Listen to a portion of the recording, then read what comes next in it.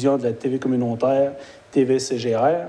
Donc, avant d'adopter l'ordre du jour, comme d'habitude, je demande aux gens de délibérer dans un environnement de respect, d'intégrité et de transparence. Bonne rencontre.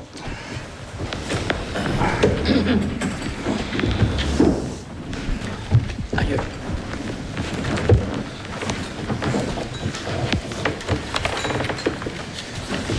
Bon, séance conseil, l'ordre du jour. Donc, point 1, adoption de l'ordre du jour. 2, adoption du procès-verbal de la séance du 12 août 2019 et dispense de lecture. 3, information au conseil et correspondance. 4, tour de table des conseillers.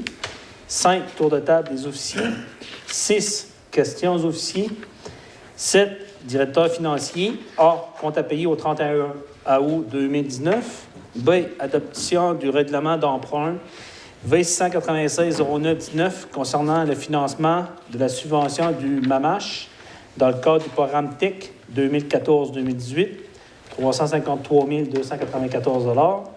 C, financement temporaire règlement d'emprunt V696-09-19, programme TIC 2014-2018.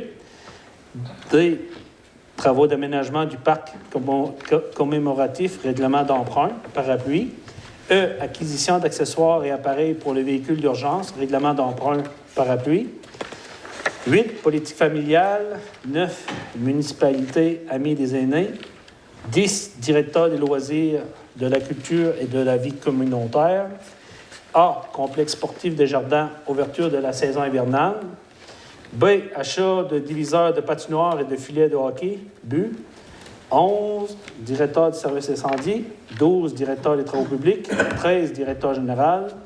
A, approbation des prévisions budgétaires initiales 2019 de l'Office municipal d'habitation. B, approbation budget révisé en date du 7 mars 2019 de l'Office municipal d'habitation. C, approbation budget révisé en date du 23 avril 2019 de l'Office municipal d'habitation. D, approbation budget révisé en date du 14 juin 2019 de l'Office municipal d'habitation.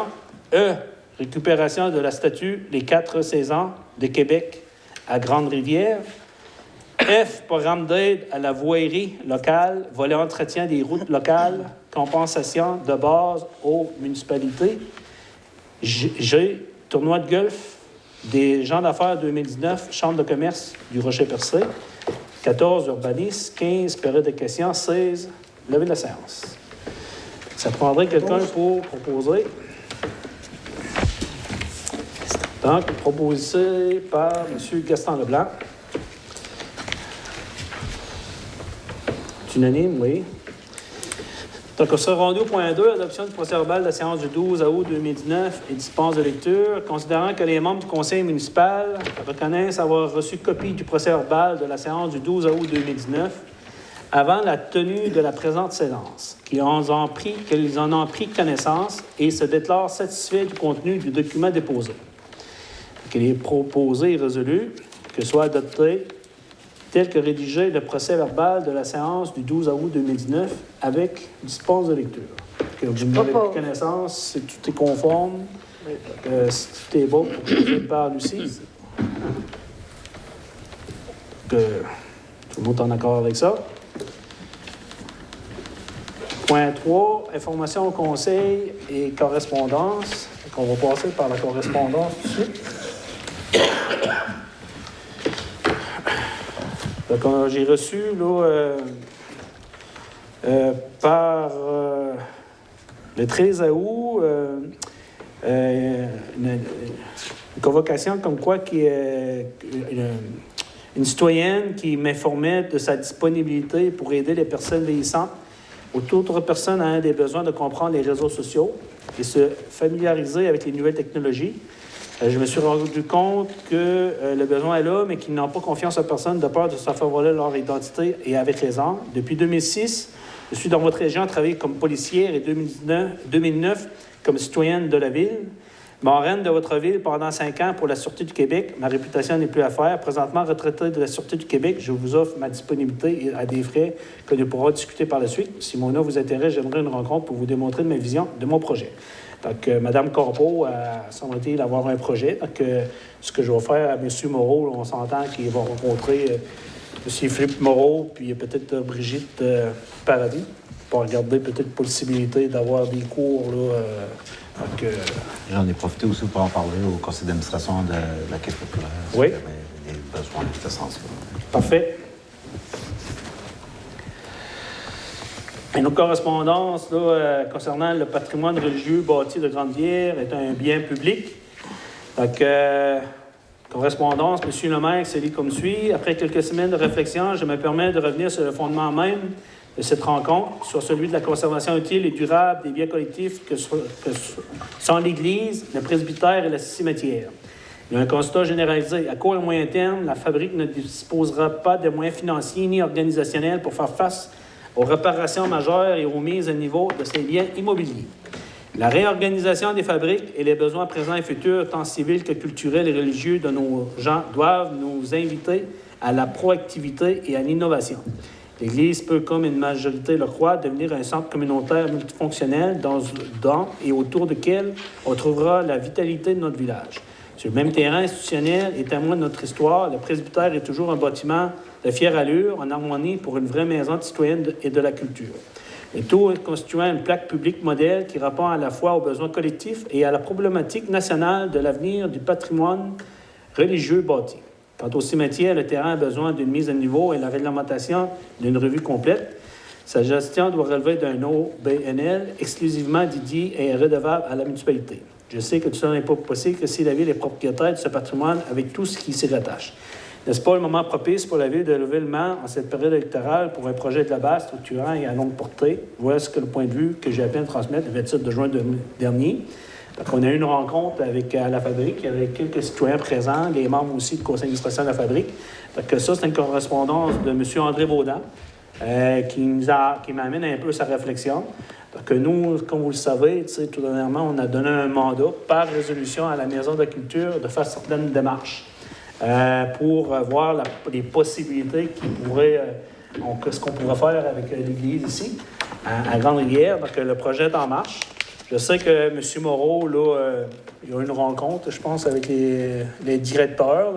C'est un sujet dans lequel il y a une préoccupation. Donc, nous, ce qu'on va faire, c'est que présentement, la Maison de la Culture a le mandat de faire des vérifications pour avoir là, un genre de chargé de projet qui va être en mesure d'essayer d'élaborer un projet structurant, innovant, puis qui répondra aux besoins de la population, tout en tenant compte de la capacité des citoyens face à ce projet-là. Donc, juste pour vous dire que le projet est lancé, est en avant, mais là, on est en attente de la Maison de la Culture qui va nous déposer un rapport, qui nous fait un suivi, puis on a Mme Lucie qui siège sur le conseil d'administration, qui nous tient au courant de l'avancement du dossier. Comment dire, M. le maire, c'est seulement à l'étude, c'est ça?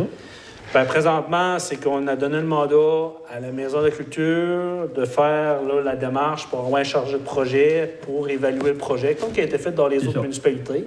L'objectif de ça, c'est d'avoir quelque chose de structurant qui va répondre à un besoin puis qu'on va être en mesure d'autofinancer. Donc, au lieu de dire non, bien, on a décidé d'aller voir.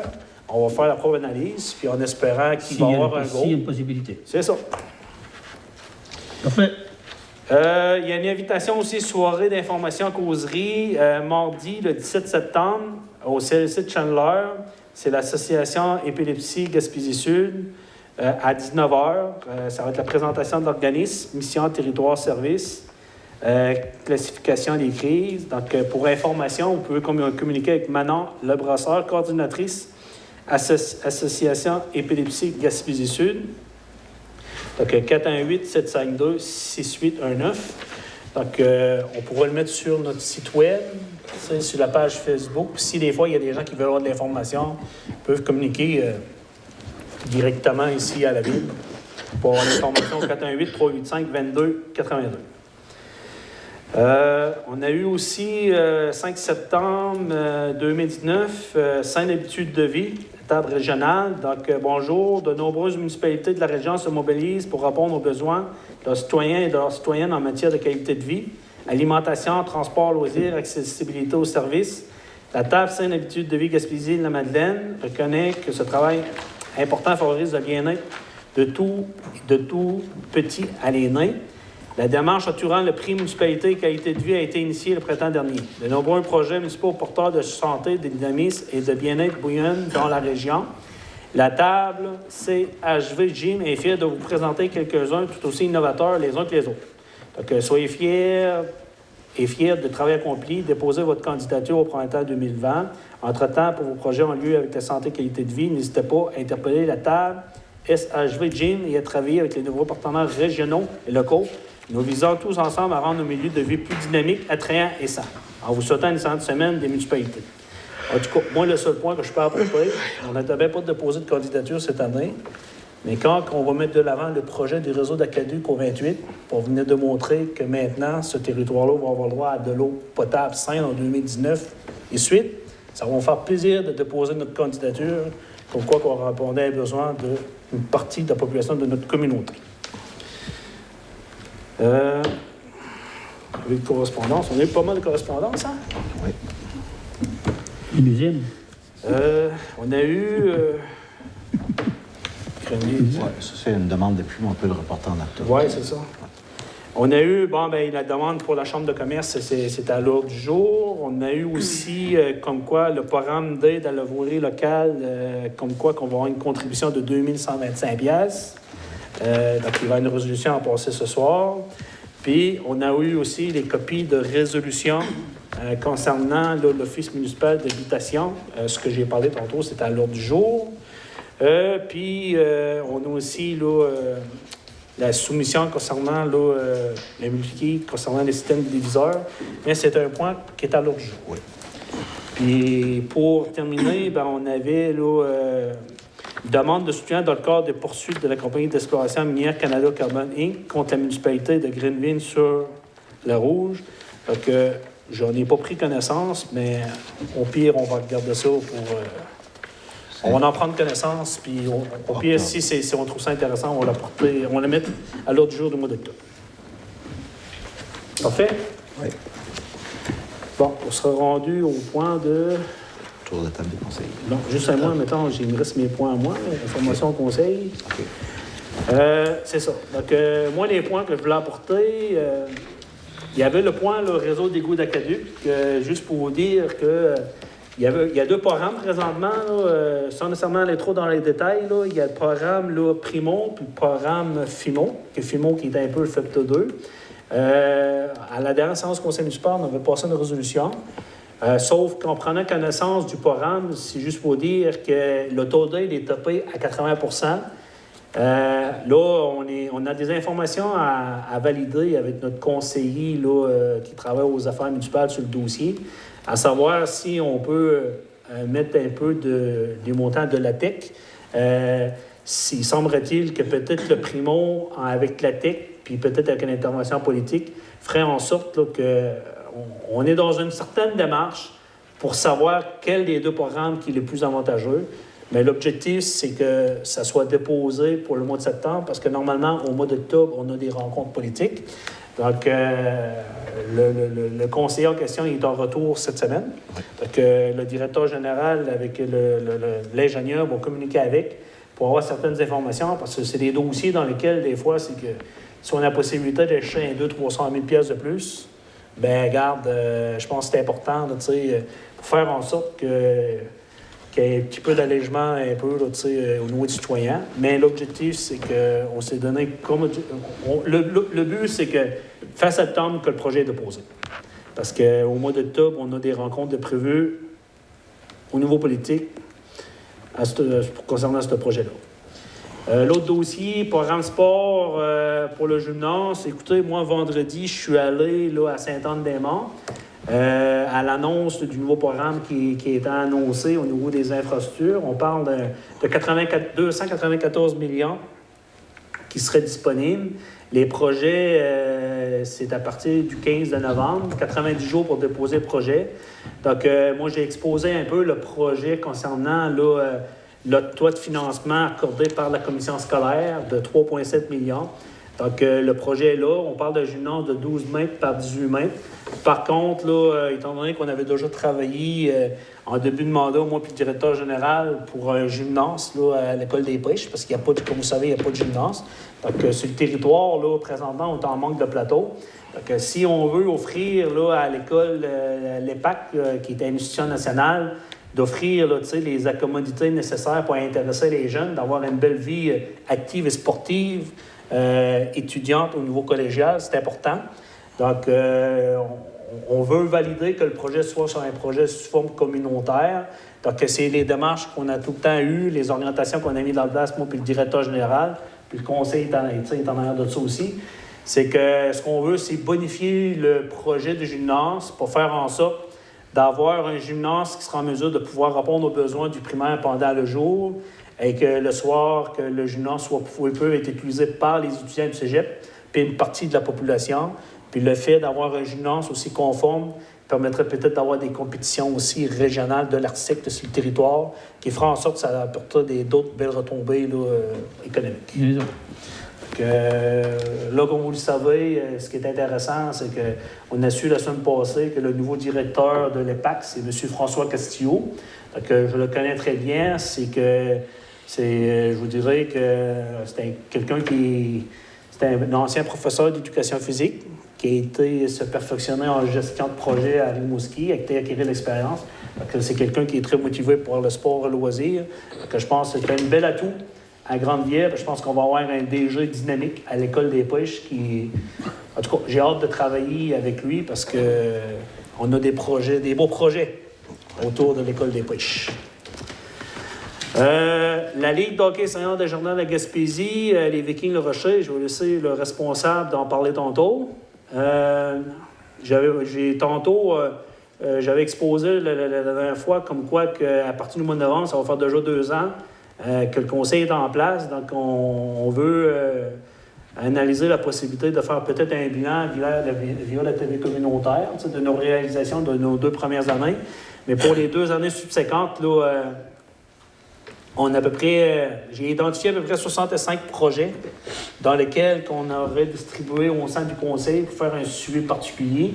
Donc, ça a été exposé tantôt, puis je pense que les conseillers sont contents. Je pense qu'il y a des beaux projets à aller de l'avant. Le but de ça, c'est s'assurer que chaque projet va de l'avant, puis que tout le monde ait un peu une responsabilité. Que quand on a la chance de pouvoir de faire avancer un dossier, il va le faire avancer. Dossier Joyeux Copain. Joyeux Copain, juste comme information, jeudi de cette semaine, à l'hôtel de ville, il va y avoir une séance d'information à 2 heures. Donc, la population en général est invitée pour avoir de l'information. Donc, c'est autant les membres, puis les non-membres, puis les anciens membres. Donc, vous êtes invités à venir. La directrice générale des Carrefour de 50 ans et plus va être présente pour exposer un peu la situation avec la ville. Puis, à partir de 16 heures, il va y avoir une assemblée générale spéciale.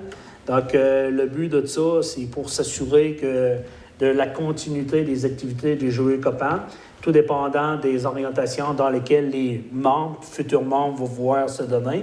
Nous, la Ville, on a déjà manifesté notre intérêt là, à être partenaire pour s'assurer de maintenir certaines activités.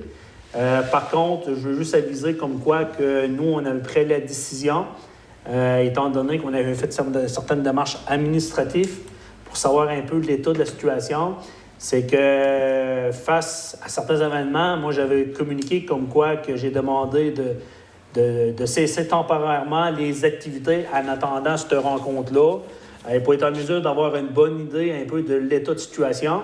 Par contre, là, il a été décidé qu'en fin de semaine, il y a eu, c'était pour faire une activité samedi soir. Donc, le président a communiqué avec moi. Moi, la formation que j'ai transmise, c'est que je lui ai dit que le conseil d'administration qui est en place présentement, vous êtes toujours en place. Mais nous, la Ville, on s'est manifesté. On est en mesure, on traite le dossier, mais à une date identifiée. Donc, si Il y a des dépenses excédentaires qui étaient prises par le conseil d'administration. Donc, à ce moment-là, s'il y a des déficits, c'est sous la responsabilité des administrateurs qui sont en place. Donc, je veux juste rassurer, là, c'est que nous, en réalité, c'est que oui, on veut être partenaire, mais le but de ça, c'est qu'on voulait avoir un certain contrôle. On a un travail qui est fait. On avait demandé de cesser les activités de façon temporaire. Mais s'il y a des gens qui se posent la question pourquoi qu'en fin de semaine, je ne sais pas s'il y a eu l'activité ou pas. S'il y a eu l'activité, mais les gens, c'est à leur propre risque, ils ont leur propre conseil d'administration. Puis ça, c'est des questionnements qui peuvent être apportés lors de la séance d'information jeudi prochain. Donc, c'est jeudi prochain à l'hôtel de vie ici à 2h pour la séance d'information. Congrès de la FQM, je me suis inscrit au congrès de la FQM, donc il y a des ateliers qui vont être intéressants là-bas, puis je sais qu'il y avait certains représentants politiques qui vont être sur place, donc je vais en profiter là, pour faire avancer certains dossiers. Au niveau des élections fédérales, comme vous le savez, les projets, les élections vont être relancées bientôt. Donc, moi, je vous dirais que la position, comme moi, comme maire, on a identifié parce que là, il faut faire des relations avec ce qui concerne au niveau députés, qu'est-ce que les députés au niveau fédéral peuvent nous aider dans certains dossiers de la municipalité. Donc, il y a 2 dossiers, entre autres, que j'avais identifiés. Il y a le parc hivernage de bateaux. Donc, c'est un dossier qui est en cours présentement. Donc, il est piloté au niveau provincial, mais on va avoir des interventions aussi au niveau fédéral. Donc, moi, ce qui me concerne, c'est sûr certain que les députés qui veulent se présenter ici, donc c'est des sujets dans lesquels je vais échanger avec les candidats qui vont se présenter. Puis, il y a le deuxième dans lequel que j'aimerais avoir des bonnes échanges, c'est sur le fonds des pêches du Québec, un fonds de 42,8 millions qui a été annoncé, mais comme j'ai l'impression présentement, qui n'est pas nécessairement beaucoup utilisé, limité. On parle de comme quoi les taux, c'est des aides, c'est au niveau de l'infrastructure, au niveau de l'innovation, au niveau de la recherche et développement, mais c'est très large. Tu sais, donc, en tout cas, moi, ce qui me concerne, c'est que le quai à Grande-Rivière, au niveau des retombées économiques de débarquement, au niveau des volumes, en tout cas, je peux vous dire qu'on est pratiquement... Je peux dire qu'on était le premier en 2017, puis je pense être la bonne saison que cette année, on est là le premier, mais c'est sûr, certain que le quai de Grande-Rivière et le quai de Sainte-Thérèse, bien, au Québec, on est les premiers. Ça, c'est sûr, certain. Puis 42,8 millions fonds des pêches, bien, les pêches, là, c'est pas dans le nord de Montréal. Là. C'est en Gaspésie, c'est ici, la communauté est ici. Donc, moi, je pense qu'au niveau, il faut sensibiliser les élus que cet fonds-là est disponible, puis il faut s'assurer de maximiser du maximum des retombées dans le milieu, parce que quand les pêches vont bien, ça va bien, mais quand ça va pas bien, c'est nous, les communautés, qui les premiers là, ciblés. Comme vous le savez, l'année passée, avec la crise de la baleine, qui ont décidé d'arrêter la pêche, ben c'est pratiquement toutes les usines, les pêcheurs, la communauté, tu sais, directement impliquée. Donc, ce qui me concerne, c'est que moi, je pense qu'il faut sensibiliser que ce 42,8 millions-là, c'est pas vrai qu'ils vont rester des coffres. On va trouver une façon, puis il faut que les élus travaillent avec la communauté et les intervenants socio-économiques pour s'assurer qu'on a des réelles retombées dans le milieu. Je veux juste vous dire qu'au niveau des finances de la ville, au 31 juillet, j'ai fait là, un travail avec Jacques, M. Barthelot, il n'est pas ici, mais je vous dirais que je pense que le fait d'avoir une reddition, un contrôle budgétaire avec des cadres à tous les mois, c'est des outils qui félicitent. Puis malgré la grosse saison hivernale de dépassement de coûts, je pense que juste rassurer les citoyens qu'on est en contrôle là, du budget, puis présentement, ça va bien. Puis je veux juste terminer là, le dernier dossier, parc commémoratif. On est en train de finaliser le projet. Il y a un point à l'ordre du jour. Donc, c'est juste pour vous exposer qu'à ce soir, vous allez connaître le coût réel du parc commémoratif dans lequel on va faire un emprunt parapluie pour venir démontrer c'était quoi la mise de fonds, mettons, de ce projet-là. Donc, au niveau du dépassement de coûts, ben, c'est ça. On va exposer ça, sauf qu'on s'est engagé de le terminer, puis on va le faire. On va le faire de la bonne façon, mais en s'assurant de contrôler les budgets qu'on a identifiés et qui a été planifié. Que moi, ça fait le tour de mes dossiers. On pourra peut-être passer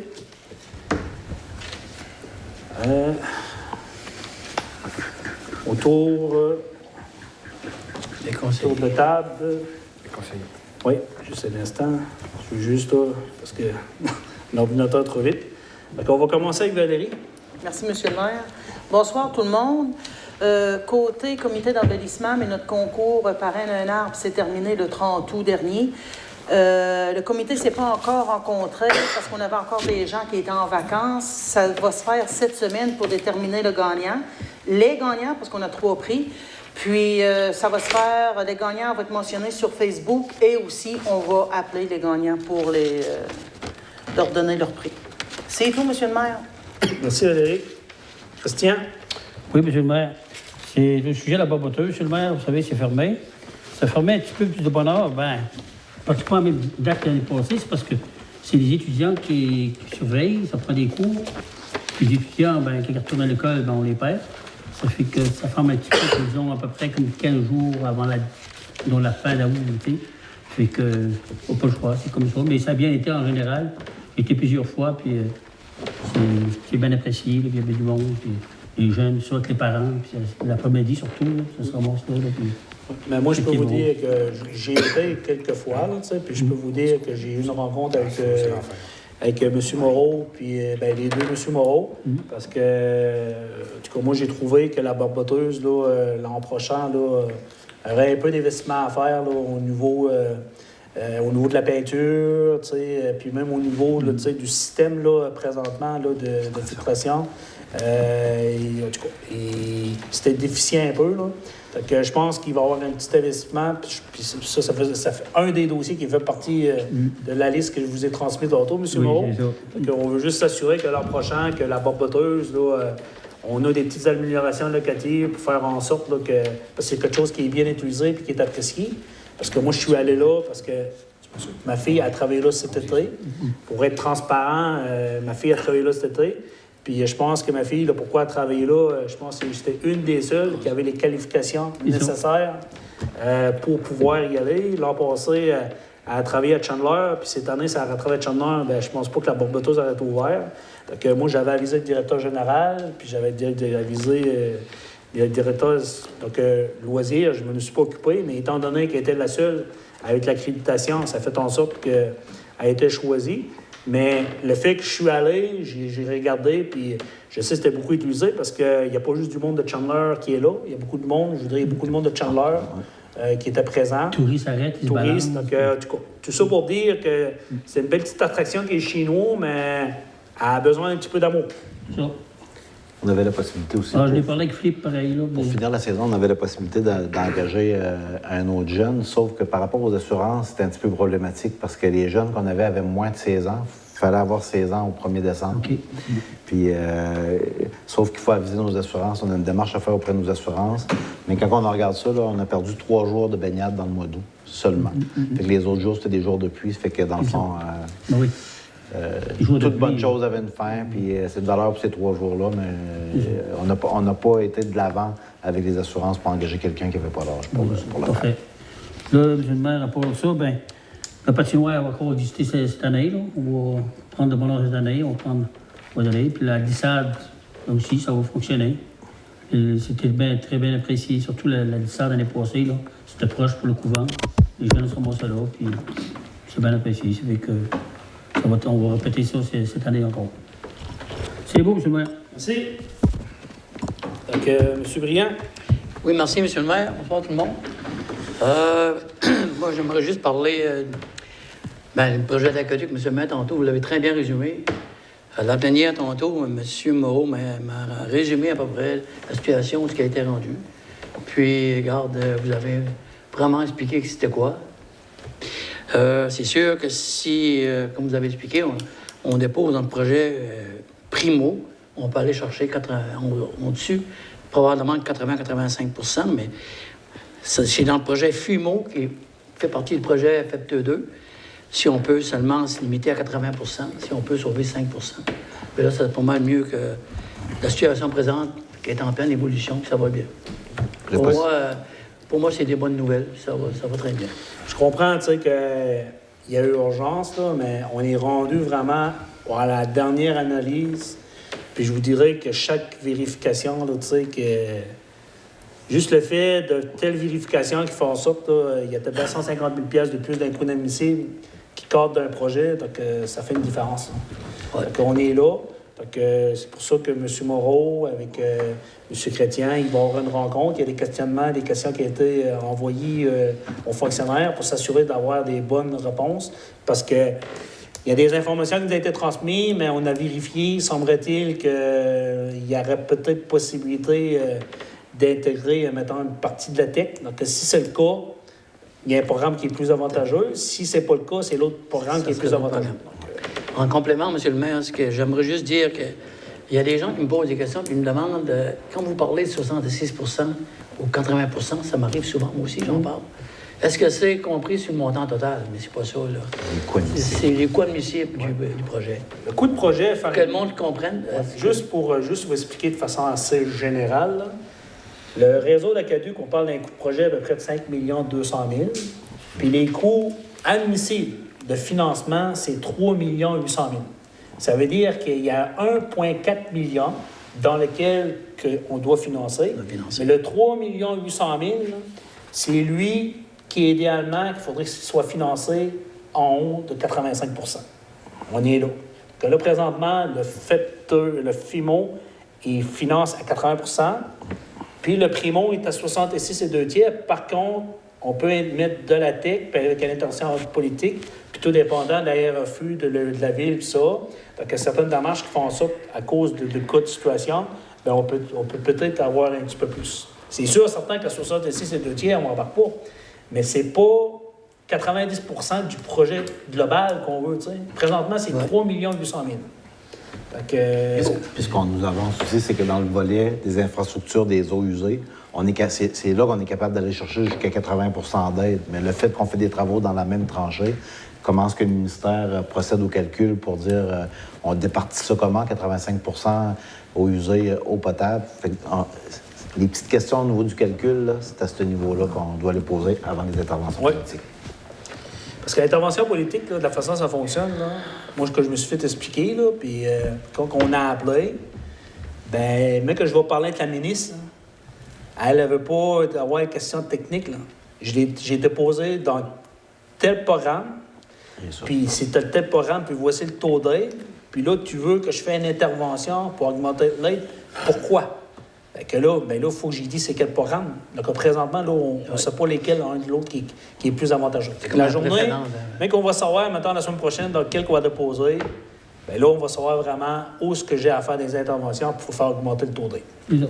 Parfait. Un gros merci. Plaisir. M. Baudin. Oui.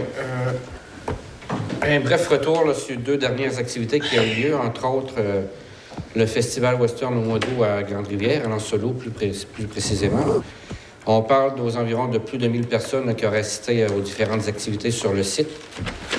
Le week-end d'adrénaline, durant le long congé de la fête du travail, on parle aussi de plus de 600 personnes qui auront participé aux différentes courses. Longue fête de semaine de beau temps, entre autres, là, qui ont eu au week-end d'adrénaline. Jeudi passé, le 5 septembre, c'était la soirée des inscriptions au complexe sportif des Jardins. Et puis, selon la coordonnatrice au service des loisirs, Brigitte Paradis, ça a été couronné d'un succès. Il y avait 15 activités présentes, donc 15 organismes qui étaient présents pour prendre les différentes inscriptions. Beaucoup d'inscriptions. Et puis, les différents parents, entraîneurs et responsables ils ont tous apprécié la soirée d'inscription. Vendredi, le 8 novembre, c'est loin un peu, mais mettez ça dans votre calendrier, dans votre agenda. Ça va être la 2e édition du Gala des bénévoles. Première édition qui avait été faite l'an dernier, là, qui avait une forte participation. On s'attend à une aussi grosse participation cette année. Tantôt, on va passer une résolution dans le cadre de l'ouverture du complexe sportif des Jardins. On devrait, au préalable, mettre le système de refroidissement là, en marche demain pour que du 16 au 18 septembre, là, que la glace soit fonctionnelle, que les gens peuvent patiner Et il y a une première location déjà qui est cédulée pour le 18 septembre. Le 18 octobre 2019, la Fabrique de Grande-Rivière présente un spectacle d'adieu de Gaston Nicolas avec un hommage à Alain Barrière, tout simplement. En l'église de Grande-Rivière, il y a des billets en pré-vente à 10 $ et 12 $ à la porte. Les billets sont en vente auprès des marguilliers à la Fabrique de Grande-Rivière, au presbytère. Et puis Annick Nicolas, la secrétaire ici à l'Hôtel de Ville, comme qu'elle est marguillière, ben, elle va en avoir à vendre ici au bureau de ce qui est marqué. Il y en a aussi à vendre chez JL Vidéo. On peut mettre l'information sur le site web? Oui, absolument. Site web, sur la page Facebook aussi, service des loisirs. Puis, donc, en gros, c'est pas mal tout ça.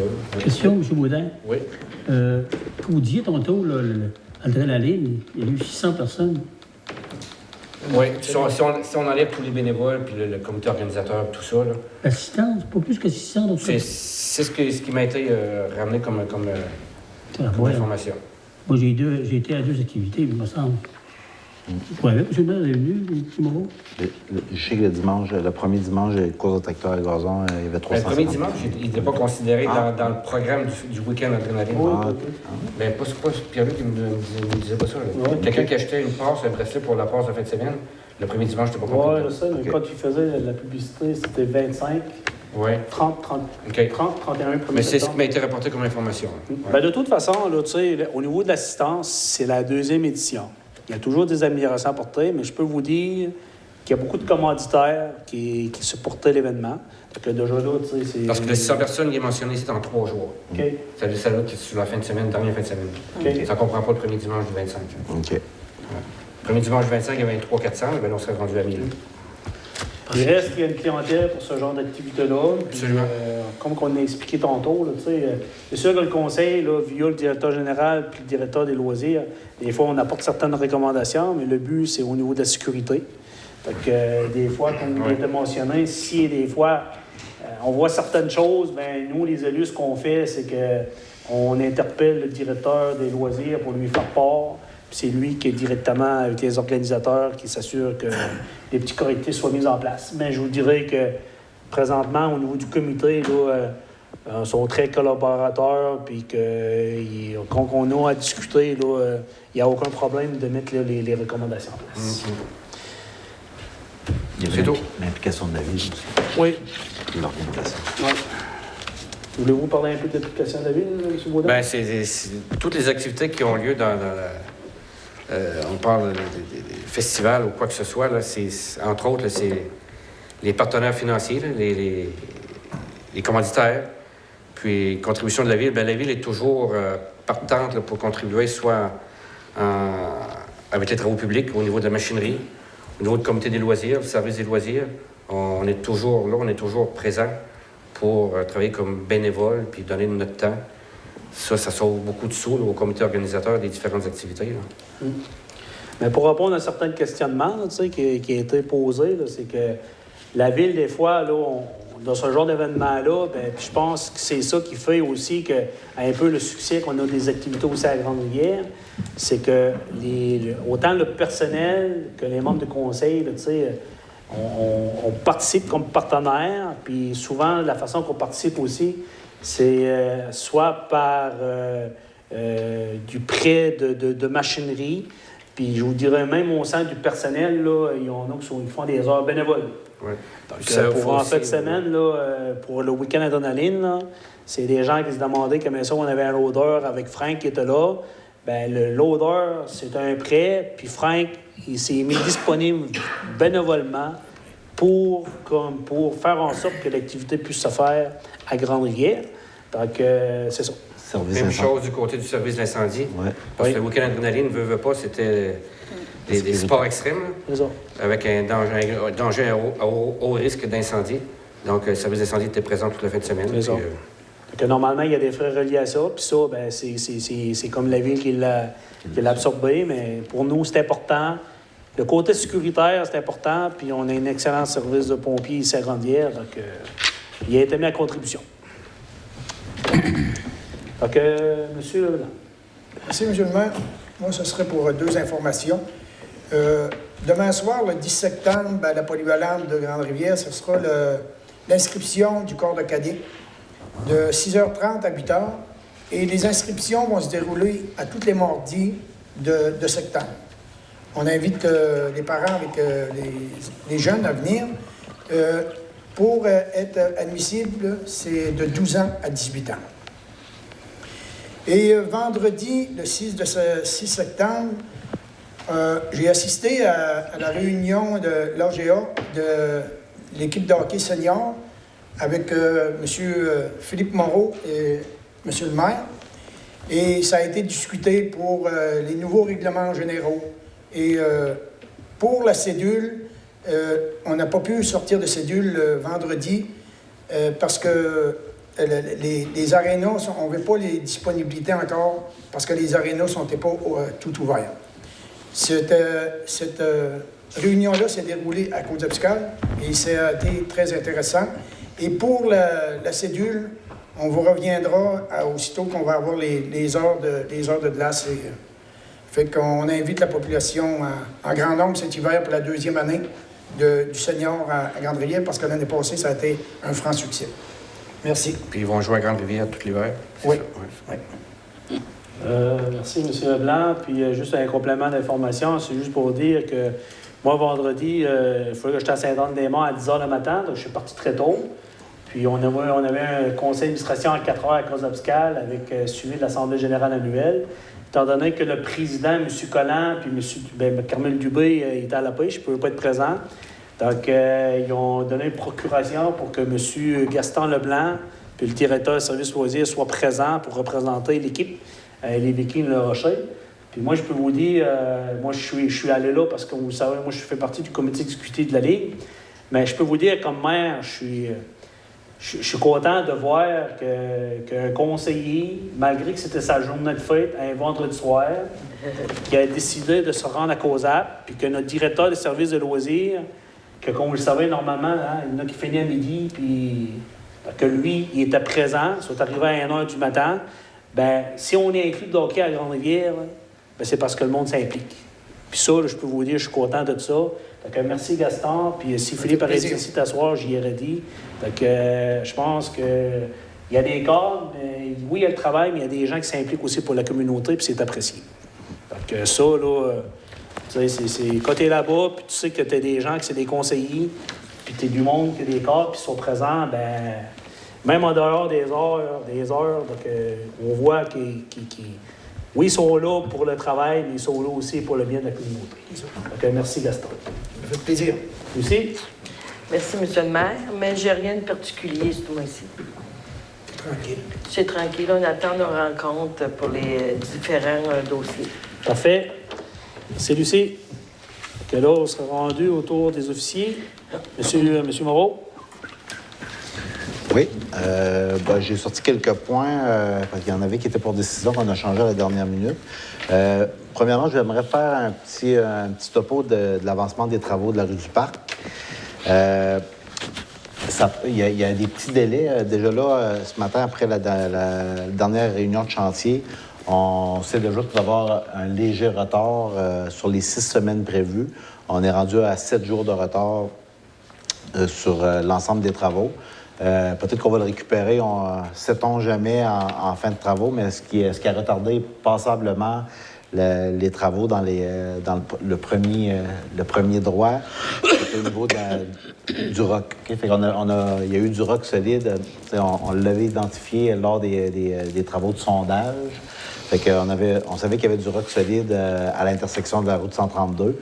On pensait qu'il y en avait moins long. Puis, parce que dans ce coin-là, ce qu'on doit faire, c'est qu'on doit baisser la canalisation d'1 mètre. Donc, 1 mètre de creux sur plusieurs dizaines de mètres, ça a un effet certain sur l'évolution des travaux. Donc là, je sais qu'on a du roc dur comme ça jusqu'entre on est rendu là. Je pense que la structure de la roche va changer un peu. Fait que entre l'astère puis la rive, on va commencer à avoir des types de roches un peu plus pauvres. Là.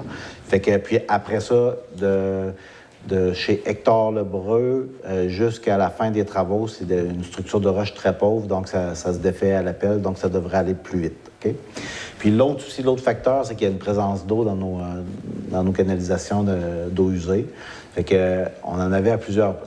Notre canalisation est faite en ciment présentement, mais on est en train de le changer pour l'ABS.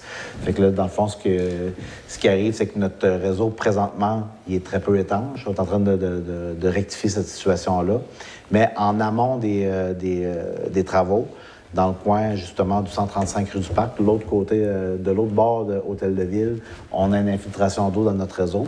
C'est de l'eau qu'on savait déjà qu'on avait dans notre réseau, qu'on doit traiter jusqu'à nos champs d'épuration au 14. Donc ça ralentit un peu les travaux parce que les gens de LFG doivent toujours pomper l'eau pour travailler, mais ils ne peuvent pas pomper à 100 %. Donc, ils travaillent un peu les deux pieds dans l'eau. Mais c'est juste pour vous dire que dans les travaux futurs à faire dans la rue du Parc, le nord de la rue du Parc va être très importante à faire parce que là, on est en train de résoudre un problème de pente puis d'infiltration dans nos réseaux parce qu'on est construit sur la terre noire puis sur le roc aussi à plus bas. Mais sauf que c'est juste pour vous dire que cette quantité d'eau-là, il va falloir la résoudre à un moment donné. M. Moreau, oui. Quand vous dites que ça a retardé de 7 jours, ouais. Ça veut-tu dire qu'on va avoir un dépassement de coût? Présentement, non. Ça fait partie de la game, là? On a identifié le type de sol dans lequel on travaillait, puis présentement, non. Il est trop tôt pour pouvoir dire ça, mais en principe, non. Non, c'est bon. Ouais. Aussi, on avait des travaux de réfection de la toiture de l'aréna, de la bibliothèque, c'est-à-dire. Fait que ces travaux-là, on avait sorti un appel d'offres pour une deuxième fois. On a encore eu un seul soumissionnaire. Puis, on va ressortir un appel d'offres pour celle-là. J'ai présenté le résultat de l'appel d'offres au conseil municipal. Puis, on va y aller pour une troisième fois. On a contacté les affaires municipales aujourd'hui, puis on est mieux d'avoir plus de prix avant de prendre une décision éclairée, parce qu'avec un seul, c'est difficile d'aller de l'avant avec ça. Puis sinon, mais on verra là. Mais le but, c'était de finaliser ces travaux-là avant le début de l'hiver, parce que il y a des infiltrations qui sont assez importantes du côté du service des loisirs. Là. Il y a la petite salle de travail. Fait que il faudrait procéder là-dedans pour éviter une dégradation du bâtiment. Le mois prochain, je vais juste vous dire que j'ai suivi une formation sur la protection de notre source d'eau potable, qui est une source de surface. Fait qu'on va avoir des travaux à commencer à ce niveau-là en octobre ou en novembre. Fait que c'est juste pour vous dire que ça s'en vient. Nous, on puise notre eau potable directement de la rivière. Fait qu'on le puise dans un certain environnement. Il faut identifier les sources de contaminants. Il va falloir engager une firme aussi pour déposer un rapport aux affaires municipales et au ministère de l'Environnement. Donc, on va procéder à ça très bientôt. Plusieurs demandes de citoyens dont je ne parlerai pas, donc on a parlé en séance de travail. Je voulais vous parler des enseignes qu'on a installées pour les commerçants situés hors de la 132. Avant ça, anciennement, on avait les panneaux bleus. C'est sûr qu'au niveau du look, c'est très beau. Au niveau de la grosseur du lettrage, j'étais un peu déçu parce que il faut vraiment qu'on est près de la... On a augmenté le nombre d'informations qui sont dessus, mais quelqu'un qui roule à plus de 50 km/h, on a de la difficulté à le lire. Malgré que les commerçants ont l'air satisfaits du contenu, il y a des nouveaux commerces qui ont apparu sur les panneaux. Mais vous savez, je vais voir ce qu'on peut faire pour améliorer cette situation-là. C'est sûr qu'au niveau du look, c'est plus beau, ça a l'air plus propre, mais il en reste encore trois à faire. C'est que cette année, on avait du budget pour faire les 3 principaux. Ceux-là, il y a beaucoup d'informations dessus. Donc, on a fait celle à la rue des Pionniers, en face de la rue des Pionniers, jusqu'à la halte routière, celle devant le magasin Jérôme Méthode, puis l'autre au parc industriel. Donc, on attend juste que les travaux soient terminés pour l'installer. Puis l'année prochaine, on va faire les 3 autres. Donc, il y a celui dans la rue du Cinéparc, Petit Port-Beau. Il va y avoir celui qui était en face, pour indiquer la Excellence Sport, puis celui en face du chemin des Bois pour les 3 couronnes et ainsi de suite. Là. Donc, ça va être les 3 derniers qu'on va faire l'année prochaine. Mais on ne pouvait pas faire les 6 cette année, ça fait qu'on a fait les 3 plus gros. L'année prochaine, on va faire les 3 autres, mais en essayant de rectifier ce problème de grosseur-là. Puis peut-être, je vais voir ce qu'on peut faire avec les 3 qu'on a installés là. Les litres qui avaient ces panneaux de métal, ouais. C'était pas plus gros que ça. Oui, c'était plus gros que ça. Ouais. C'était plus gros que ça. Le problème, c'est qu'on ne savait pas dans quelle rue se trouvait le commerce. Puis, il y en avait qui étaient au 40, d'autres au 14, d'autres... Puis, il y en avait des manquants. Je pensais que c'était les mêmes choses, les mêmes grosseurs de lettres. Oui. D'autres, on avait décidé de les refaire essentiellement parce qu'avant le projet d'identification des commerces, c'était un projet qui était pris et qui avait été payé par la Chambre de commerce et la Caisse des jardins. Mais finalement, la Chambre de commerce s'est retirée il y a eu des nouveaux commerçants. Ils voulaient se faire identifier eux autres aussi. Fait que là, le fait de... Là, on faisait ça, on récupérait des panneaux de rue, puis on faisait... à un moment donné, il manquait d'uniformité un peu. Il manquait de flèches, de noms de rue. On a décidé de refaire le projet complètement. Il y avait un travail de... Oui. Au niveau de la queue d'ouragan d'Oriane, nos services incendies étaient présents en fin de semaine, fait un bon travail, mais finalement, au niveau des infrastructures municipales comme telles, moi, au niveau de la direction générale, je n'ai pas de bris municipaux à déclarer. Il y a le développement Jonca, que ça, c'est un travail d'haleine de tous les jours, tant au niveau administratif, de la paperasse, que la commande de matériel, la préparation des travaux qui s'en viennent. Donc, le début des travaux, ça devait commencer en principe la semaine prochaine, mais je dois vous dire que je ne sais pas si vous avez le souvenir de la résolution qu'on a passée pour cette nouvelle rue domiciliaire-là, mais il y avait beaucoup de stock là-dedans. Ce qui reste à faire, dans le fond, ce qui est fait, là, c'est qu'on avait commandé le matériel. On l'a reçu, le matériel, c'est sur le terrain. On a décapé la rue. Là, on a fait les demandes à Hydro-Québec pour le déplacement du poteau qui se trouve en plein milieu de la rue projetée. Après ça, le matériel granulaire, on devrait le livrer sur le terrain la semaine prochaine avec puis les appareils, c'est-à-dire que l'appel d'offres, pas les appareils, mais puis procéder à l'appel d'offres pour l'appel. Okay? Fait que là, ça faisait toute partie de la résolution l'année passée, du mois passé.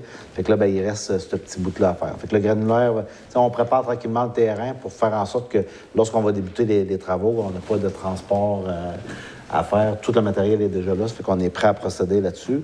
Puis ce qui permet aussi, je le rappelle, c'est de faire les travaux en régie pour permettre le développement, l'achat, c'est-à-dire la vente de terrain à bon prix, puis à stimuler la vente de terrain dans notre municipalité. Fait que c'est du positif pour tout le monde. J'ai eu plusieurs demandes des conseillers. Hein. Ça, je veux juste vous dire que le carnet des travaux, là, il est plein.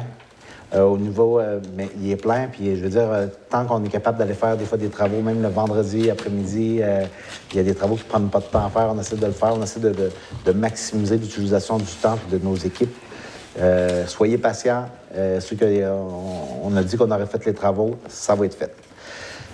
Au niveau aussi urbanisme, le mois dernier, juste pour faire un petit suivi rapide, on avait mandaté notre procureur pour relancer des dossiers d'urbanisme, surtout de nuisances, qui dataient de 2016. Par contre, le fait que la direction générale a changé, le conseil municipal a changé, tout ça, ça fait que là, c'était beau de relancer, mais il fallait le faire d'une façon intelligente. Puis à la façon de faire qui a été proposée par la procureure de la Ville, Maître José Méthode, c'était de faire des visites sur le terrain, ce qu'on a fait, d'actualiser les informations, ce qu'on trouvait qui n'était pas correct, le non-respect des règlements à l'époque, puis à savoir s'il y avait évolution positive ou négative. Fait que les visites de terrain ont été faites il y a 2 semaines. Demain, les personnes qui ont reçu notre visite, qu'on a pris des photos, vous allez recevoir une lettre dans laquelle au lieu de dire que vous ne respectez pas le règlement à cause de, on va vous dire, dans cette lettre-là, le contenu, ça va être des propositions d'action à faire dans les prochains jours. Fait que là, c'est bien beau dire qu'on ne respecte pas le règlement, mais on fait quoi pour le respecter? Fait que là, pour chaque cas, ça va être une lettre qui va être adressée de façon plus personnalisée. Puis on a rencontré des citoyens qu'il y avait vraiment il voulait vraiment bouger, d'avancer là-dedans, d'autres moins. Fait que, c'est pour ça qu'on n'a pas le choix. Dès qu'on ne respecte pas les règlements, c'est la partie plate du travail, c'est que les règlements sont là pour être respectés. Puis dans la mesure du possible, on veut que ce soit respecté à la lettre. Ça fait le tour? C'est beau. Puis pour vous dire aussi que demain, on a notre plénière à la MRC. Puis le dossier des vannes là, est à l'ordre du jour. Donc, juste pour vous dire, je sais qu'il y a des gens qui ont eu beaucoup de questionnements, mais à la MRC, le mois d'août, il n'y a pas de séance, il n'y a pas de séance Conseil des maires. Donc, j'ai vérifié l'ordre du jour. Le dossier est à l'ordre du jour demain. Donc, on va en discuter. Donc, je sais qu'il y a beaucoup de citoyens qui avaient posé des questions, soit à Pascal, qui m'avaient interpellé, ils ont interpellé certains conseillers, le directeur général. Donc, tout ça pour vous dire que demain, on va avoir des discussions, puis on va être en mesure de vous donner des informations, qu'est-ce qu'il y en est là, suite à cette rencontre-là. Des places ciblées aussi pour l'entreposage, excuse-moi, des vannes. Là. On a commencé à évoluer là-dedans. Sauf qu'au niveau réglementaire, c'est sûr qu'on va falloir qu'on travaille ça en équipe, puis avec la MRC aussi. C'est sûr que le but, c'est pas de disposer de toutes les vannes, mais sauf que si on est capable d'offrir au moins le service via un certain secteur précis, on est en train de regarder ça avec des propriétaires privés où le zonage le permet. Là. Parfait. Fait que on essaie de trouver des solutions. En termes de solutions, il n'y avait pas le point aussi de l'aéroport pour l'aéroport prochainement à un préfet. J'ai parlé à la préfète, elle m'a dit ça que normalement les choses rentraient aujourd'hui. C'est à l'heure du jour. À l'heure du jour, bon, c'est bon. Correct. Hey. Les gens veulent savoir. Ah, je sais. Les questions. Bon. Il y avait juste une dernière petite affaire par rapport à la réfection de la rue du Parc. J'avais aussi des demandes d'informations par rapport à les services d'urgence. J'en ai parlé aussi à mon directeur incendie aujourd'hui. C'est que lorsqu'on fait des travaux dans un secteur donné, la rue, le secteur de travaux là, n'appartient plus à la ville le temps que les travaux se fassent. Présentement, là, c'est un chantier, ça appartient à LFG Construction. C'est lui qui en assure la sécurité, mais aussi qui assure le transport des véhicules à travers ce chantier-là. Fait que là, partout où on a fait des détours, là, ça a été pensé par la compagnie de construction, puis on travaille ça en partenariat avec la ville pour diffuser l'information. Fait que, aujourd'hui, mettons, ce soir, il arriverait à une situation d'urgence à quelque part. Il y a toujours façon de se rendre. Si jamais il y avait des difficultés techniques pour aller intervenir, les services incendies de la Ville de Grande-Rivière vont toujours être appelés pour assister soit l'ambulance, soit les policiers, pour faire en sorte qu'il n'y a pas de problème d'évacuation d'une personne. Okay? Fait que donc, la première rencontre qu'on a de chantier, je pense que la première action que l'entrepreneur a à faire, c'est de contacter la Correc. La Correc, c'est eux autres qui sont en charge de coordonner tout ce qui est circulation puis de services d'urgence sur le territoire, même si c'est un chantier de construction. Donc, il n'y a pas lieu de s'inquiéter. Je pense que à partir de la 132, on est capable de se rendre jusqu'à chez Mme Jonca, du côté de la rue du Parc. Si on descend la rue du Parc à partir de l'Hôtel de Ville, on peut se rendre jusqu'à l'Aster, okay, avec les détours qu'on a fait. Fait que, quand on regarde ça, là, ça se rejoint presque, là, mais c'est pas fluide d'un bord à l'autre, mais sauf qu'on est capable de rejoindre tout le monde, même si l'accès à l'entrée de maison, là, qui se trouve de l'autre côté du chemin, n'est pas accessible. Dans le fond, c'est un point d'information d'ordre général, là, mais si jamais demain matin, on avait un autre chantier, la première chose qu'on doit faire, c'est de parler avec les services d'urgence pour assurer un service à tout le monde en cas d'urgence. Un complément d'information. Merci, M. Moreau. M. Dubé. Monsieur le maire, pour les travaux publics, ce mois-ci, il y a des travaux qui ont été effectués pour le nettoyage, sur la tempête qu'on a eue dernièrement. Demain, il va y avoir le balai, tout ça. les travaux vont continuer, là, comme M. Moreau disait tantôt. Pour ma part, j'ai participé au colloque des travaux publics d'Amérique la semaine dernière. Ça fut très enrichissant là, par rapport à toutes les formations qu'il y avait et tout ça. On a aussi participé avec Mme Nathalie Drapeau De la régie intermunicipale. Ouais. Par rapport à l'utilisation du verre qu'on a fait l'hiver passé. Bon, Nathalie et ses collègues ont fait une exposé là-dessus. Puis moi, j'ai répondu aux questions par rapport à ce qu'on a fait sur le terrain, là, par rapport au déclassage des rues et tout ça. Puis, je vous dirais que ça s'est continué jusqu'aux petites heures du matin avec la soirée. Tous les gens qui étaient dans les travaux publics qui m'ont posé des questions par rapport à ça. Et je crois que ça va être très bénéfique là, dans le futur pour la région. Oui, puis j'ai eu l'occasion d'organiser le colloque régional des directeurs municipaux Gaspésie-des-Îles cette semaine. Puis j'ai invité Mme Drapeau à faire la présentation sur l'utilisation du verre, entre autres, parmi les sujets. Là. Puis c'est un sujet qui a suscité beaucoup d'intérêt des participants. Ça fait que le fait qu'on est capable de le présenter de façon régionalement, puis provincialement, je pense que ça donne une belle visibilité de la municipalité dans les moyens qu'on essaie, pas juste pour sauver de l'argent, mais aussi pour utiliser la matière résiduelle sur le territoire pour éviter, pour faire en sorte que nos bacs de récupération, les frais qui sont reliés à la collecte, ça ne dépasse pas notre 230 pièces. Exactement. Ouais. Parce que c'est porté à lever, mais nous autres, on garde à 230. Ouais.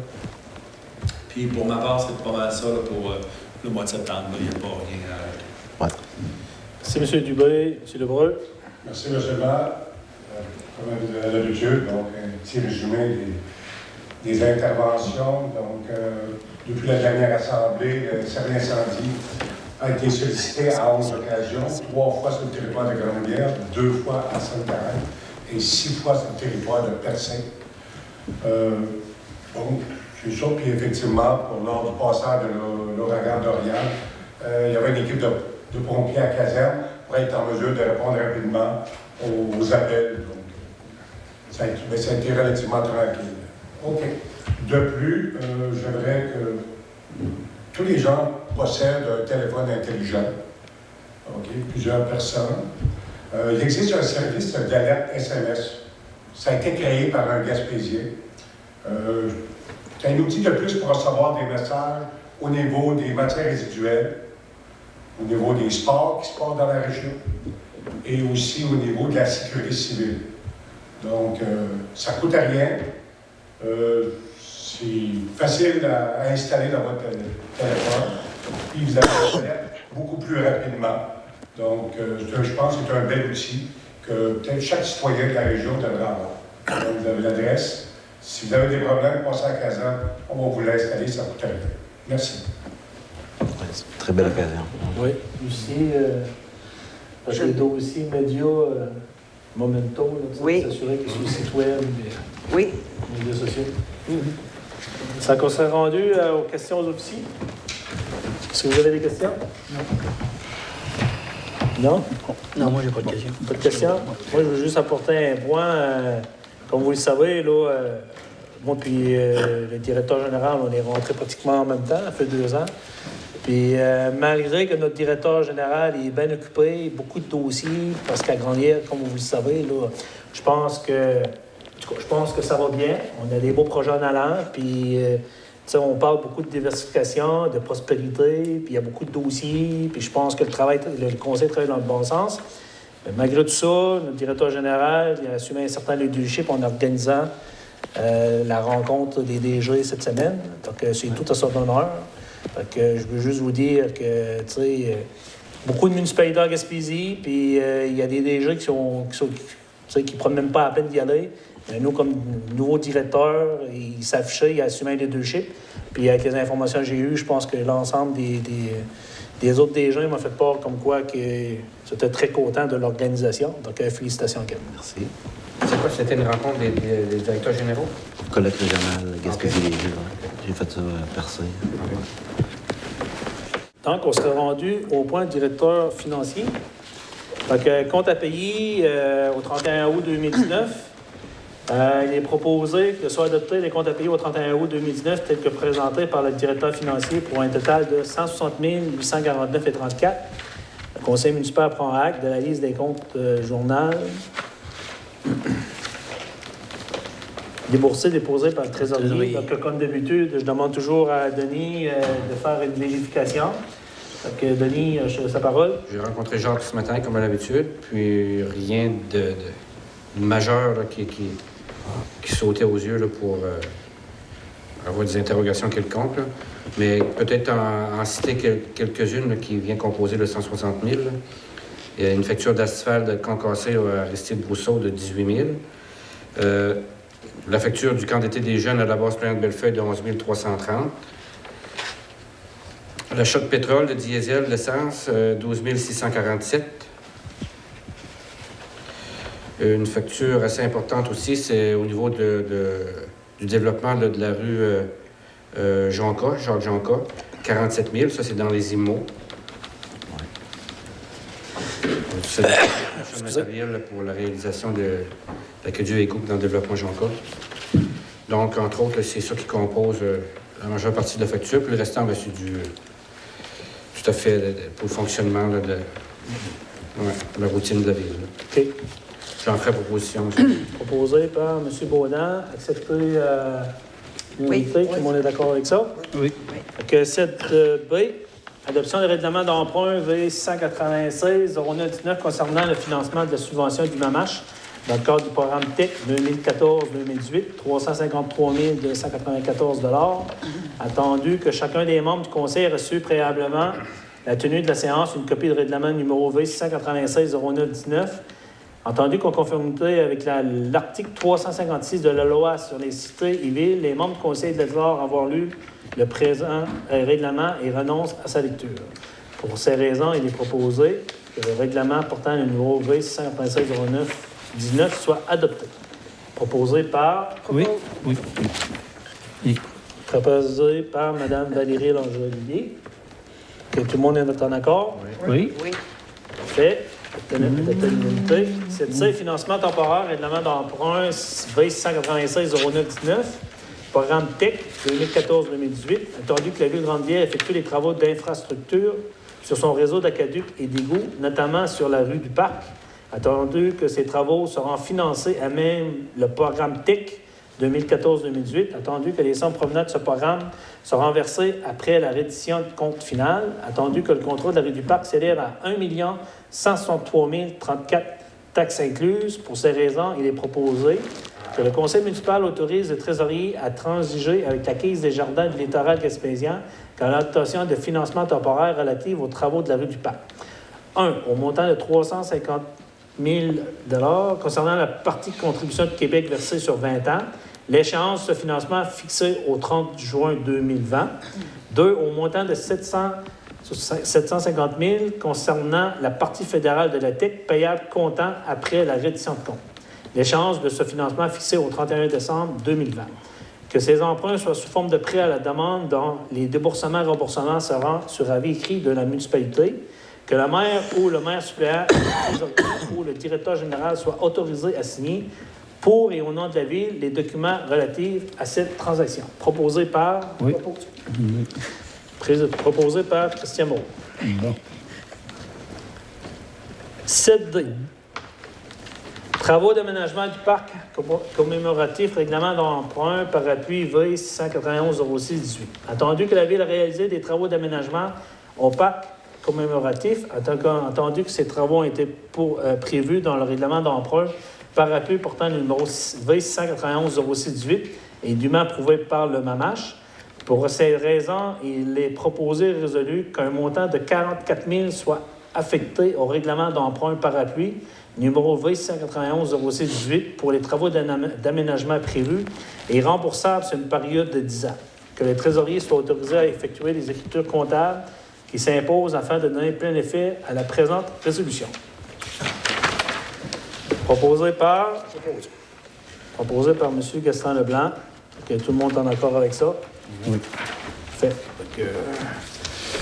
Comme vous le savez, les projets, là, le coût de projet au départ, on parlait d'une mise de fonds de 23 000 de la municipalité. Donc, avec les travaux qui ont été mis de l'avant pour finaliser le projet, étant donné que ça n'avait pas été budgété, on parle d'un montant total de 44 000. Donc, au niveau comptable, c'est que ça a été payé. Sauf que, étant donné qu'il faut y aller par projet, donc présentement, ce montant-là, il va être sous forme d'un emprunt sur une période de 10 ans pour couvrir l'investissement qui a été fait. Hein? Ça a été proposé par Gaston.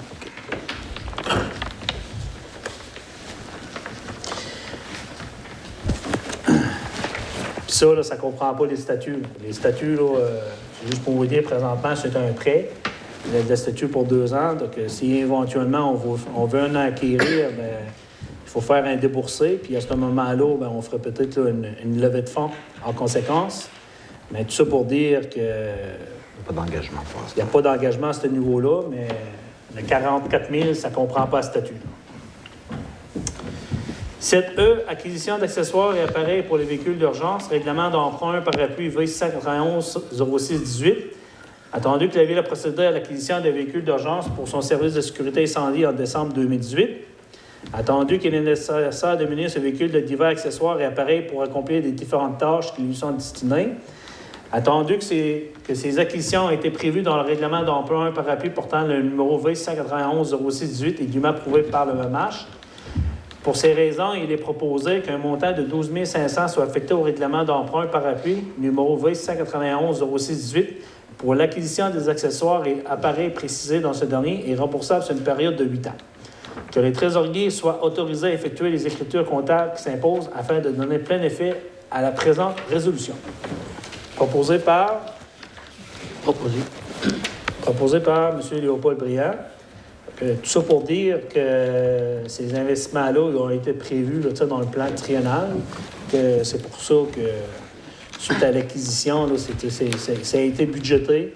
Puis comme vous pouvez le voir, c'est amorti pratiquement sur 8 ans sur la période normalement normale d'usure d'un véhicule. On sera rendu au point 8. Politique familiale, il n'y avait aucun point à l'ordre du jour. Municipalité des aînés, MADA, aucun point à l'ordre du jour. Point 10, directeur des loisirs. Complexe sportif d'Argentan, ouverture de la saison hivernale.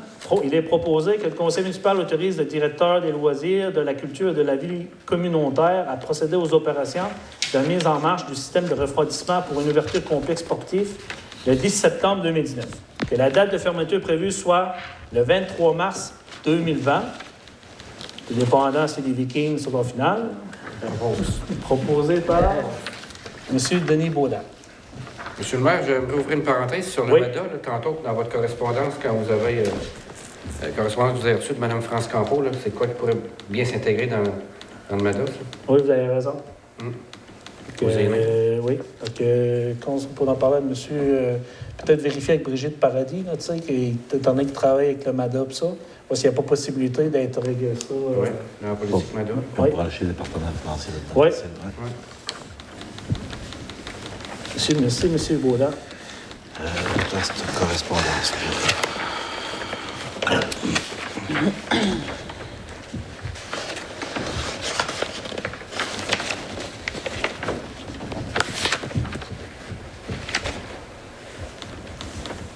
10B, achat de diviseurs de patrimoine de filet but. Considérant qu'en avril 2019, Hockey Québec a adopté une nouvelle réglementation concernant les parties de hockey de catégorie novice.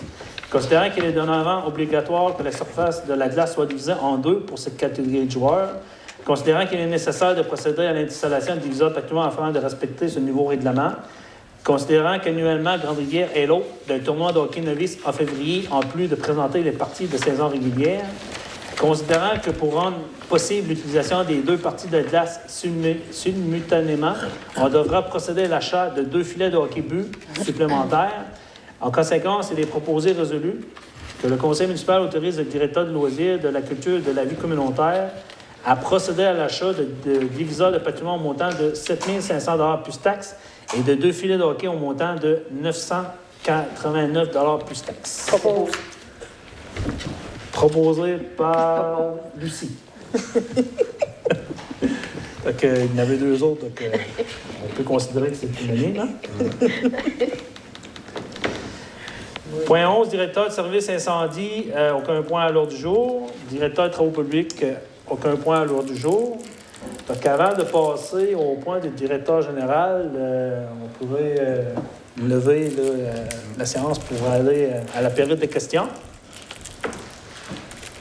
Donc, étant donné qu'il n'y a personne qui est présent ce soir, donc je présume qu'il n'y aura pas de questions. Donc, on va revenir à la séance. Que tout le monde est d'accord avec ça? Oui. Donc, directeur général, 13A. Approbation des prévisions budgétaires initiales 2019 de l'Office municipal d'habitation de Grande-Rivière. Attendu que la Ville de Grande-Rivière a reçu l'approbation de la Société d'habitation du Québec des prévisions budgétaires initiales 2019 de l'Office municipal d'habitation de Grande-Rivière. Attendu que les revenus pour l'année 2019 s'élèvent à 387 712. Attendu que les dépenses pour l'année 2019 totalisent 945 267. Attendu que le déficit après capitalisation se chiffre à 557 565. Pour ces raisons, il est proposé que le Conseil municipal de Grande-Rivière accepte les prévisions budgétaires initiales de 2019 de l'Office municipal d'habitation de Grande-Rivière, approuvées par la Société d'habitation du Québec, et autorise le trésorier à verser sa contribution due selon les modalités établies, 10 % du déficit prévu. Donc, ça prendrait quelqu'un qui propose, mais les membres du conseil d'administration de l'OMH ne peuvent pas proposer. Proposé par M. Gaston Leblanc. Juste expliquer la progression, parce qu'on a eu tous les résultats. Oui. Puis il y en a d'autres à venir. OK. 13B, approbation du budget révisé en date du 7 mars 2019 de l'Office municipal d'habitation de Grande-Rivière. Bien, voulez-vous expliquer, M. Moreau, juste avant que je les passe toutes? Oui, c'est ça. Mais dans le fond, c'est parce que la Ville, on est responsable de 10 % des déficits de l'OMH. Fait que c'est sûr que c'est la firme comptable qui passe de façon trimestrielle sur le budget. Fait que là, dans le fond, on a reçu tous ces rapports-là cette semaine. Fait que là, dans le fond, en principe, on était supposé d'approuver de façon trimestrielle le déficit anticipé. Fait que là, mais présentement, là, on est en train de le passer de tout ce qu'on attendait dans l'année. Là. Fait que là, il y en a d'autres qui vont venir. Dans le fond, nous autres, on approuve le rapport financier, mais c'est pas le déficit final qu'on va payer. Justement, nos conseillers nous faisaient état que ce serait supposé être moins élevé que ça. Mais par contre, on doit faire une résolution pour chaque de façon détaillée. C'est juste ça, c'est redondant comme lecture, là, ouais, sauf que normalement, tu es supposé en faire une au mois de mars, au mois d'avril, au mois de juin, mais là, ouais. on y fait tout à soir. Oui. Donc, 13B, approbation du budget révisé en date du 7 mars 2019 de l'Office municipal d'habitation.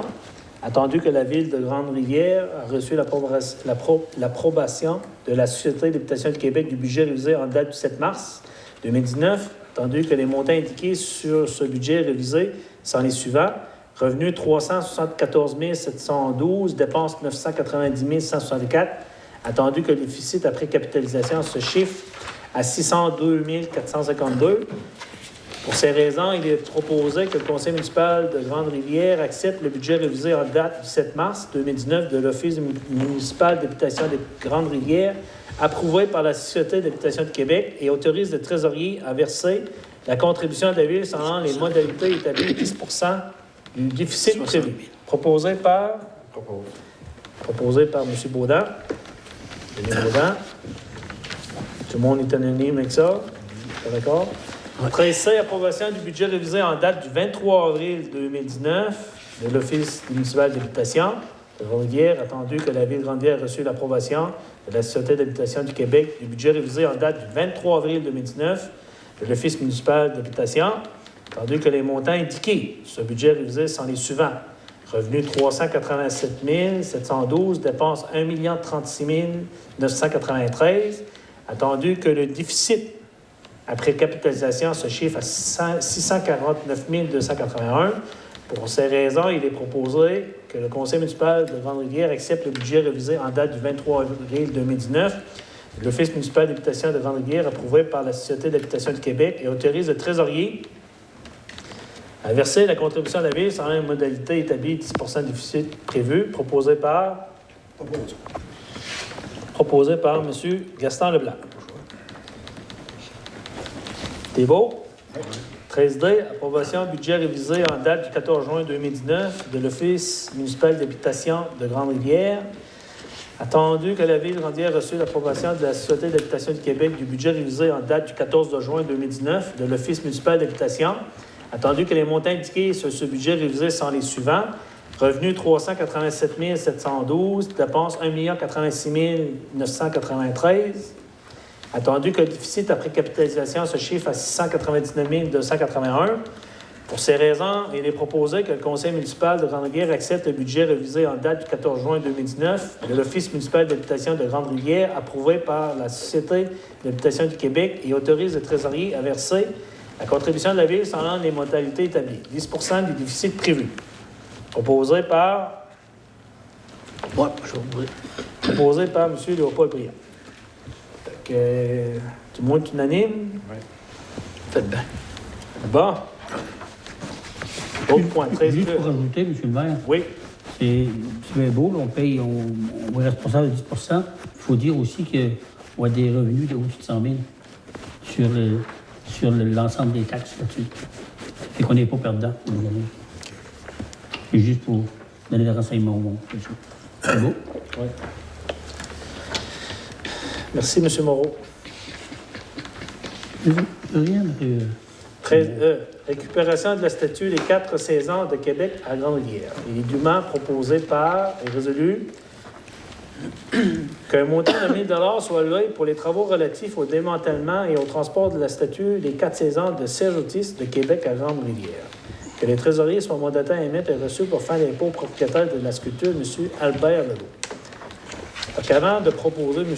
Moreau, pouvez-vous juste donner un peu d'informations? Oui. Donc, dans notre processus on avait demandé à M. Langevin de nous faire une statue. Puis dans le milieu des arts, il y avait une statue faite par un Gaspésien, un Matanais, Serge Autis. Puis il y avait des discussions avec la Ville de Matane pour en prendre possession, aussi avec le Jardin de Métis. Puis, j'ai offert notre candidature si jamais il n'y avait pas preneur. Finalement, de fil en aiguille, la Ville de Matane s'est retirée. Nous, on était toujours dans la partie, mais sauf qu'on a pris la décision avant, parce que dans le fond, on avait déjà passé une résolution pour évaluer comment ça coûterait pour la démanteler puis l'apporter ici en Gaspésie. Donc, connaissant un entrepreneur originaire de Grande-Rivière qui travaille à Québec puis qui avait tout l'équipement, alors pour 1 000 ça a coûté le prix d'une pelle avec l'opérateur, plus quelqu'un pour couper la statue à sa base, puis la mettre dans un trailer fermé. Puis finalement, la semaine dernière, vendredi, est arrivé on les a couchés tranquillement, les 4 figurines de cette statue-là, dans notre garage municipal, parce qu'elle a besoin d'un peu d'amour. Mais on a réussi. C'était une opération qui aurait coûté pas loin de 400 000 $. On aurait passé par des entrepreneurs privés qui auraient chargé le juste prix. Mais pour 1 000 $, on a réussi à la rapatrier ici à Grande-Rivière. Il n'y a pas beaucoup de monde qui est intéressé, mais quand on était dans la démarche, il y a une ado qui s'est manifesté. Puis nous, on l'a reçu, c'est juste pour vous dire qu'il y a une valeur avec ce statut-là. Oui, c'est évalué. C'est évalué à combien, M. Moreau? 85 000 $. Que pour 1 000 $, on a un bien acquis pour 85 000 $. Mais qu'on a pris l'engagement envers la femme de l'artiste de la mettre en valeur à sa juste valeur. Fait que là, je pense que pour 1 000 $ d'avoir une statue de 85 000 $, je pense qu'on va trouver une belle place. Oui, on va y trouver une belle place. Ouais. Merci, M. Moreau. Bonne initiative, M. Moreau. Proposé par Mme Longelier. 13F.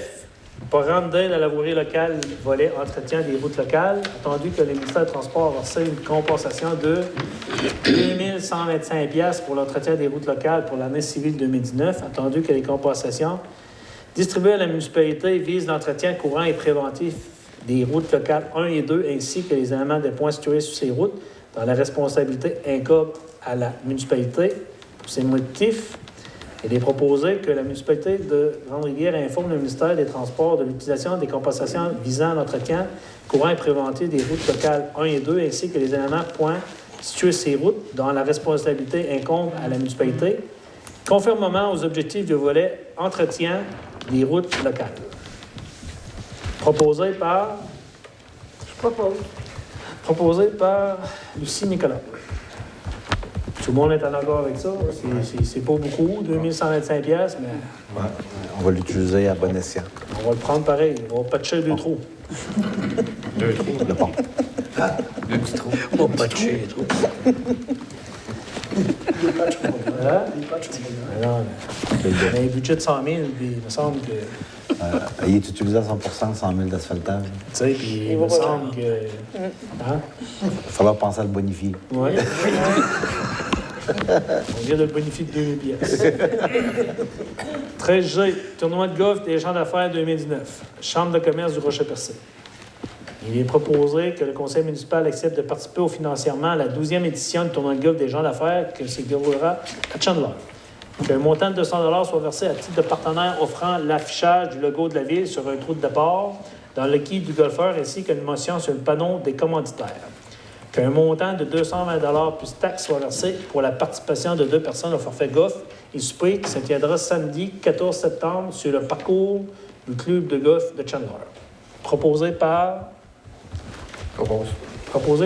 Denis Baudin. Tout le monde est en accord avec ça? Oui. Fait. Urbanisme, il n'y avait aucun point à l'ordre du jour. On a fait la période de questions. Donc, on a passé plusieurs points ce soir. Donc, ça a été une belle séance. Je vous dirais que ça a été assez rapide. Mois de septembre, on vient d'entamer le mois de septembre. Donc, je veux juste vous dire que ce mois-ci, là, on a quelques suivis de certains dossiers. Donc, normalement, peut-être qu'au mois d'octobre, on va être en mesure de vous annoncer d'autres bonnes nouvelles pour la municipalité. Mais on va attendre là, d'avoir des confirmations. Là, Le boule, j'espère, le boule. donc, certains dossiers. Donc, là-dessus, ça prendrait quelqu'un pour lever la séance. Monsieur Gaston? Tout le monde est d'accord avec ça. Donc, il est présentement 8h53, 55. Donc, merci aux personnes qui ont assisté grâce à la TV communautaire de Grande-Rivière. Donc, en espérant que les informations qui vous ont été transmises ce soir, vous êtes satisfaits de votre séance conseil municipal du mois de septembre. Merci. Bonne soirée.